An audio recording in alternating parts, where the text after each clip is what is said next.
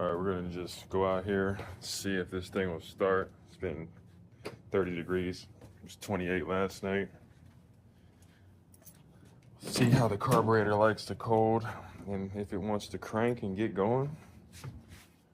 That'd be super fucking cool. Here we go.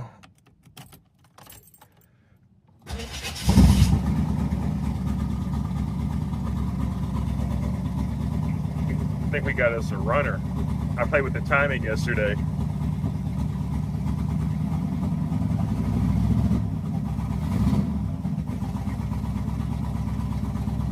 We got us a runner, boys.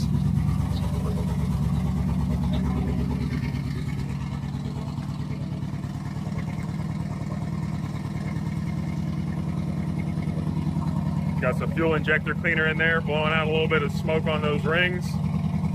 Smells good, smells healthy. Doesn't even smell like it's burning anything.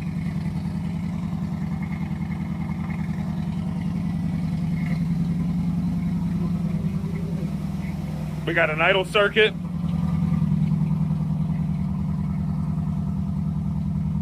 $50 pounds of pressure.